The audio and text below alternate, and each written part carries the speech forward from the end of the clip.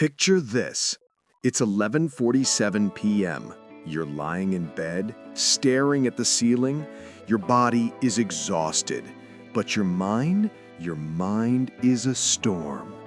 It's replaying every email you didn't send, every task you didn't finish, every moment you felt like you weren't enough. You tell yourself, tomorrow I'll do more, I'll work harder, I'll finally catch up. But deep down, you know the truth. No matter how much you do, it never feels like enough. You're running on a treadmill that has no stop button. And the worst part? You don't even remember why you got on it in the first place. So here's the question that might change everything.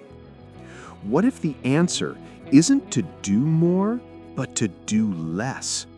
What if peace, fulfillment, and true success aren't waiting for you at the end of your to-do list, but in the quiet space you've been too afraid to enter?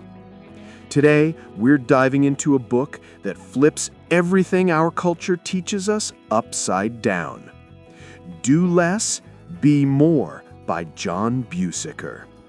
This isn't just a book, it's a spiritual wake-up call. A guide for anyone who's ever felt overwhelmed, burned out, or trapped in the endless cycle of achievement. So take a breath, slow down, and let's begin this journey together. The core message. So what is this book really about? At its core, Do Less, Be More teaches us that true inner peace doesn't come from external accomplishments, possessions, or validation. It comes from reconnecting with who we are beneath all the noise, beneath the roles, the expectations, the constant doing. John Busacker guides us through a simple but profound truth. We are human beings, not human doings. And when we learn to quiet the chaos, let go of control, and live from a place of stillness and presence, we discover a deeper, more meaningful kind of success, one rooted in peace, purpose, and connection. This book blends Eastern wisdom, spiritual philosophy, and practical daily practices to help you stop chasing happiness and start being it. It's about shifting from a life driven by fear and ego to one guided by love and inner knowing. And the beautiful part? You don't have to change your entire life overnight. You just have to learn to do less and be more. Now let's explore how. Chapter 1: The Illusion of More. Sarah's Trap. Let me tell you about Sarah. Sarah is 34. She's a marketing manager at a tech company in Austin, Texas. On paper, she's winning.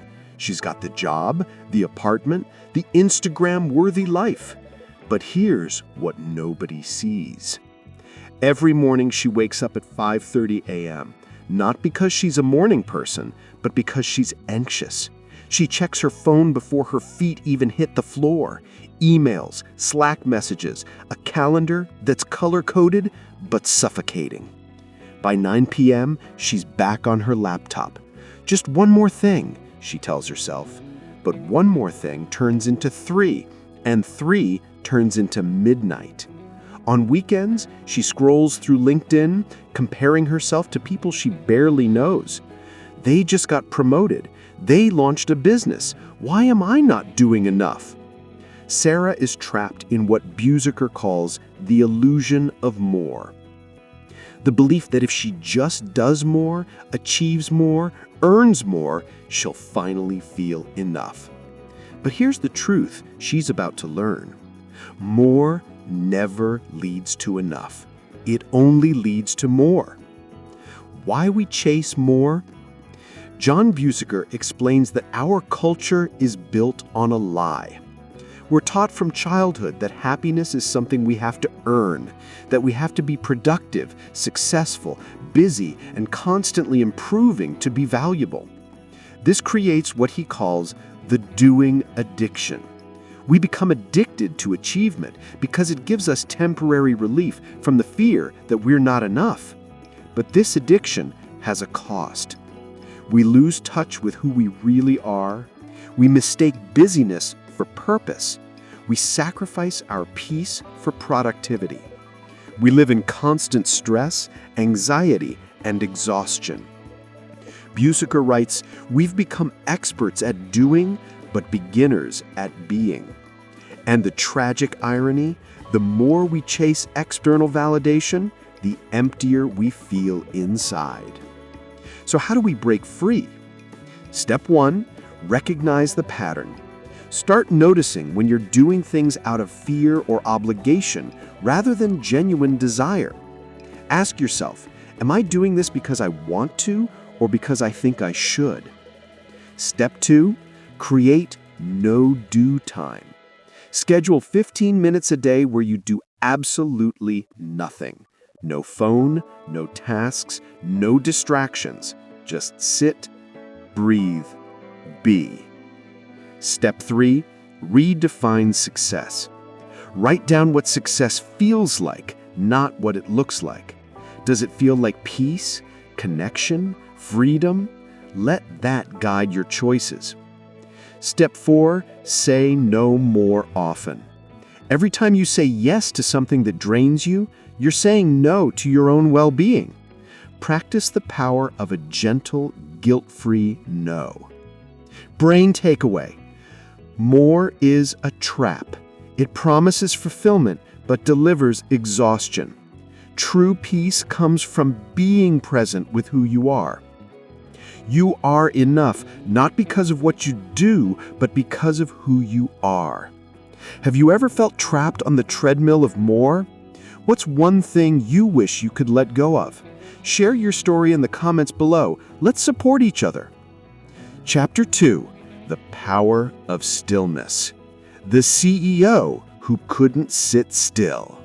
David is the CEO of a startup in San Francisco. He's 42, runs on 4 hours of sleep, and hasn't taken a real vacation in 6 years. One day, his doctor gives him a warning. Your blood pressure is dangerously high. If you don't slow down, you're heading for a heart attack. David nods, but he doesn't change because slowing down feels like failure. Then one evening, his 8-year-old daughter asks him to sit with her and watch the sunset. He sits down, but within 2 minutes, his leg is bouncing, his mind is racing, he's thinking about tomorrow's meeting. His daughter looks at him and says, "Daddy, you're here, but you're not really here." That sentence breaks him, because she's right. He's everywhere and nowhere, present in body, absent in soul. That night, David picks up Do Less, Be More. And he reads about something he's never truly understood: the power of stillness. Why stillness scares us? John Busacker explains that most of us are terrified of stillness. Why? Because when we stop moving, stop doing, stop distracting ourselves, we have to face what's underneath: the fear, the sadness, the loneliness, the questions we've been avoiding. Our culture treats stillness like laziness, but Busacker teaches us the opposite. Stillness is not emptiness, it's fullness. In stillness, we reconnect with our true selves. We hear the quiet voice of intuition. We access creativity, clarity, and peace. But we can't hear it when we're constantly running. He writes, "In the silence, you don't lose yourself. You find yourself." Think about it. All the great spiritual teachers, Buddha, Jesus, Rumi, they all spent time in stillness. Not because they were avoiding life, but because they understood. Real power comes from the inside out. Practicing stillness. Here's how to bring stillness into your life. Morning stillness ritual, 5 to 10 minutes. Sit comfortably.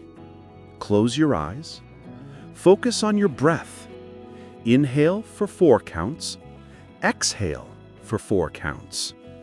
When thoughts come, and they will, don't fight them. Just notice them and gently return to your breath. Mindful pauses. Set a timer on your phone for every 2 hours. When it goes off, pause.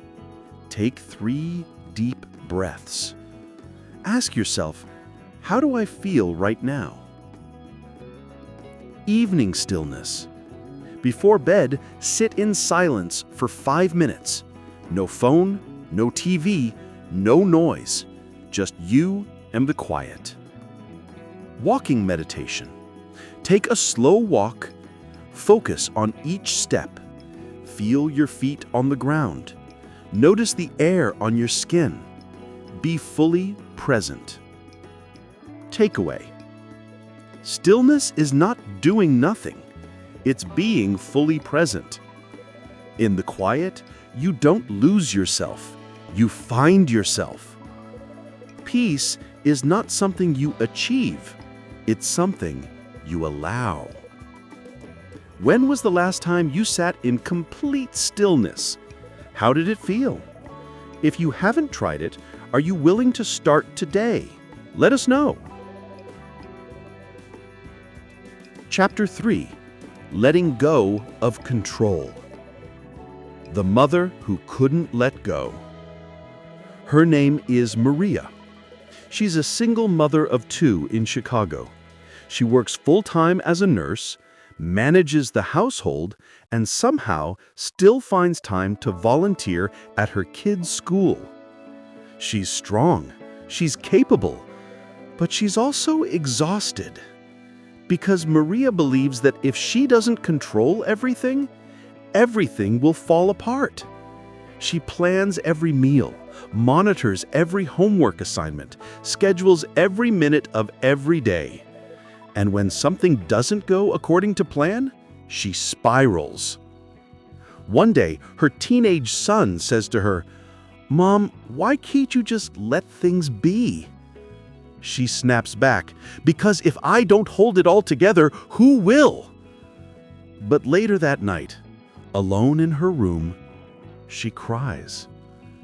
Because she realizes she's not holding her life together. She's holding it hostage. The illusion of control. Here's a hard truth John Busacker lays out. We control almost nothing. We don't control other people. We don't control outcomes. We don't even fully control our own thoughts and emotions. But we can control one thing: how we respond. Busacker explains that our need to control comes from fear. Fear of failure, fear of judgment, fear of not being enough. So we grip tighter. We micromanage. We try to force life to go our way. But life doesn't work like that. The more we try to control, the more anxious we become. The tighter we hold on, the more stressed we feel. He writes, letting go is not giving up, it's waking up. It's trusting that life has a flow, that you don't have to carry everything, that sometimes the best thing you can do is surrender. Practical application. How to let go.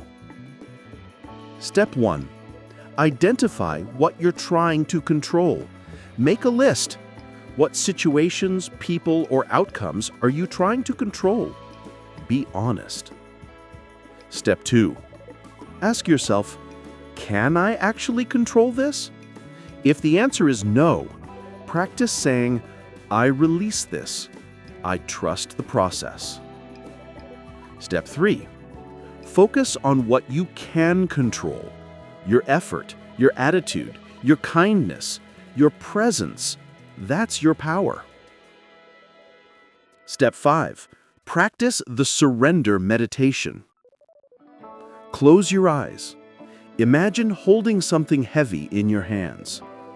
Now, imagine opening your hands and letting it go. Feel the relief. Breathe into that space. Takeaway: letting go is not weakness, it's freedom. You can't control life, but you can trust it. Surrender is not giving up, it's letting life support you. What's one thing you've been trying to control that's actually controlling you? Are you ready to let it go? Share below. Chapter 4: The Practice of Presence. The man who missed his life. His name is Tom. Tom is 55. He spent the last 30 years building a successful law career. He provided for his family. He did everything right.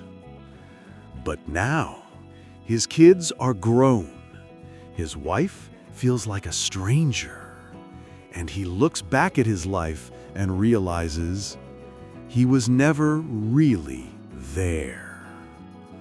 He was physically present at birthday parties, but mentally reviewing case files. He sat at the dinner table, but his mind was somewhere else. He worked so hard to give his family a good life that he forgot to live his own life. And now he's filled with regret because he can't get those moments back. The gift of presence. John Busacker says, "The present moment is the only moment we ever truly have." Yet most of us live in the past, regret, or the future, anxiety. We're everywhere except here. And here is where life happens. Presence means listening without planning your response, eating without scrolling, walking without thinking about your destination, being with someone without checking your phone. It's simple, but it's not easy. Because presence requires us to slow down, to let go of distractions, to be vulnerable enough to fully feel. But when we practice presence, everything changes. Colors become brighter, conversations become deeper, life becomes alive again. Busacker writes, "You can't find peace in the future. You can only find it now."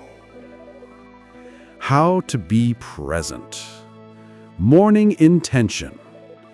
Before you start your day, place your hand on your heart and say, "Today I choose to be here." One task focus. Stop multitasking. When you eat, just eat. When you talk, just talk. Give your full attention to one thing at a time. The 5 senses exercise. Pause and notice. 5 things you can see, 4 things you can touch, 3 things you can hear, 2 things you can smell, and 1 thing you can taste. This instantly brings you into the now. Presence with people. When someone is talking to you, look them in the eyes. Put your phone away. Be with them fully. Gratitude moments. Throughout the day, pause and say, "I'm grateful for this moment." Even the small ones. Takeaway. The present moment is the only moment that exists. Presence is the greatest gift you can give yourself and others. Life isn't happening tomorrow, it's happening now. When was the last time you were truly, fully present? What did it feel like? Let's talk about it. Chapter 5: Redefining Success. The woman who had everything and nothing. Meet Jessica. Jessica is 38. She's a VP at a Fortune 500 company. She has a six-figure salary, a luxury apartment, and a closet full of designer clothes. From the outside, she's living the dream. But inside, she's empty. She lies awake at night, feeling like a fraud, like she's playing a role in someone else's life.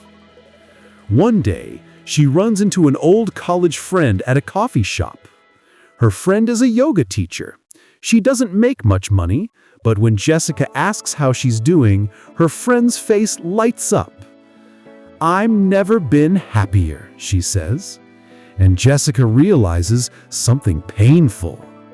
She spent her whole life climbing a ladder that's leaning against the wrong wall.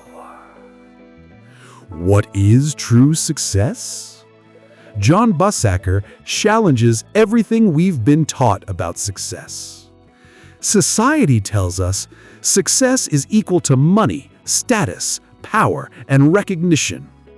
But Busacker says true success is inner peace, meaningful relationships, and living in alignment with your values. He writes, "You can have everything the world calls success and still feel empty. Or you can have very little and feel deeply fulfilled." Why? Because real success isn't about what you have, it's about who you are. It's waking up feeling at peace. It's loving the life you're living, not just the image you're projecting. It's being present with the people you love. It's doing work that feels meaningful, not just profitable. The question isn't, how much can I achieve? The question is, how alive do I feel? Practical application. Creating your own definition. Step 1. Write your eulogy. Imagine your loved ones speaking at your funeral. What do you want them to say about you? That you worked 80-hour weeks? Or that you were kind, present, and filled with love? Step 2. Identify your core values. What truly matters to you? Connection, creativity, freedom, health? Let these guide your decisions. Step 3. Audit your life.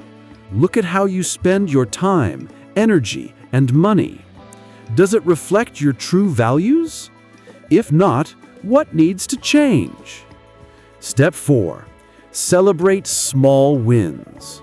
Success isn't just the big promotions. It's the morning you felt at peace, the conversation that went deep, the moment you chose rest over hustle. Step 5. Let go of comparison. Someone else's life is not your benchmark. Your journey is yours alone. Takeaway: true success is not what you achieve, it's who you become. You can have everything and feel empty, or have little and feel full. Define success on your own terms, not society's. What does success mean to you? Has your definition changed over the years? Share your thoughts. All right, are we ready for Chapter 6? Living from the inside out. His name is James. For 40 years, James lived according to everyone else's expectations. His parents wanted him to be a doctor, so he became one. His wife wanted him to work harder, so he did. His colleagues wanted him to compete, so he competed. But one day, during a meditation retreat, something shifted. In the silence, he heard a voice. not from outside, from within. It said, "You've been living someone else's life. When will you live yours?" And for the first time in decades, James cried because he realized he'd been living from the outside in instead of the inside out. Inside out living. John Busacker teaches that most people live from the outside in, meaning they let external circumstances dictate their internal state. They seek validation, happiness, and peace from things outside themselves. But true fulfillment comes from living from the inside out, meaning your peace doesn't depend on external conditions. You create your own happiness from within.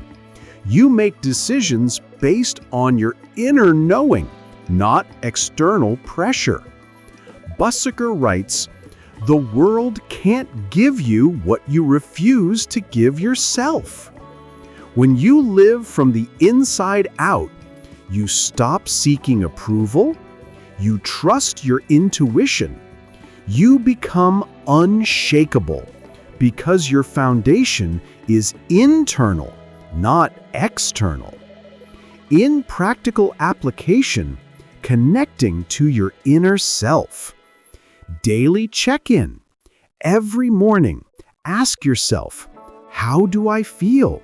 What do I need today? Listen to the answer.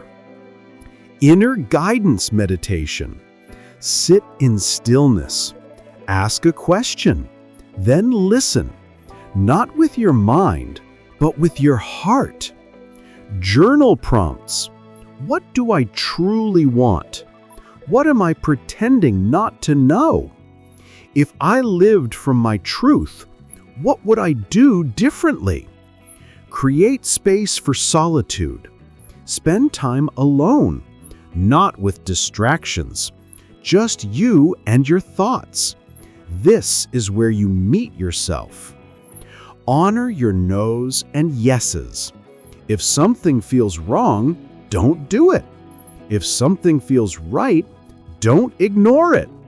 Trust your inner compass. All right, are we ready for the takeaway? Living from the inside out means your peace is not dependent on external circumstances. You already have everything you need within you. When you trust yourself, you become unshakable.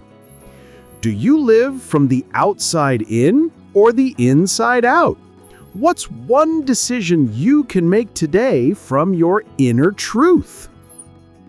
Let's answer some of the most common questions people have about finding inner peace and living a more meaningful life. Number 1, how do I find inner peace in a chaotic world? Inner peace isn't about eliminating chaos, it's about finding calm within the chaos. Start by creating daily rituals of stillness, meditation, deep breathing, or simply sitting in silence for 5 minutes. Practice letting go of what you can't control and focusing on your internal state. Remember, peace is not something you find outside yourself, it's something you cultivate inside yourself. It doesn't require perfect circumstances, just a willingness to be present and compassionate with yourself. All right, how can I reduce stress and anxiety? Stress and anxiety thrive on future-focused thinking. To reduce them, bring yourself back to the present moment. Use grounding techniques like the 5-4-3-2-1 method, noticing 5 things you see, 4 you can touch, 3 you hear, 2 you smell, 1 you taste. Practice deep belly breathing. Limit news consumption and social media. Move your body daily. And most importantly, give yourself permission to rest without guilt. Stress often comes from doing too much, so do less and watch your nervous system calm down. All right, can I really change my life by doing less? Absolutely. Doing less doesn't mean accomplishing less. It means being more intentional with your energy. When you stop filling your life with meaningless busyness, you create space for what truly matters. You gain clarity, you make better decisions, you feel more present and alive. It's not about laziness, it's about wisdom. The most successful, peaceful people aren't the busiest. They're the most intentional. All right, now it's time for the conclusion. So here we are. We started this journey with a simple question. What if the answer isn't to do more, but to do less? And now, after traveling through the wisdom of John Busacker's Do Less, Be More, we understand peace is not something we achieve. It's something we allow. It's not waiting for us at the end of a to-do list. It's not hiding in the next promotion, the next purchase, or the next validation. It's here, right now, in this breath, in this moment. You don't need to become someone else to find peace. You don't need to fix yourself, prove yourself, or hustle yourself into worthiness. You just need to come home. Home to the quiet place inside you that's always been there, beneath the noise. Let's recap the key truths from this book. More is an illusion. Enough is a choice. Stillness is not emptiness. It's where you find yourself. Letting go is not giving up. It's trusting life. Presence is the greatest gift you can give. True success is measured by how alive you feel, not what you achieve. Live from the inside out. Your peace depends on it. And here's the most beautiful part. You don't have to change your whole life tomorrow. You don't have to quit your job, move to the mountains, or become a monk. You just have to start small. Take one deep breath. Sit in stillness for 5 minutes. Say no to something that drains you. Say yes to something that fills you. One small choice at a time, you'll feel the shift. From doing to being. From chaos to calm. From exhaustion to peace. So I'll leave you with this.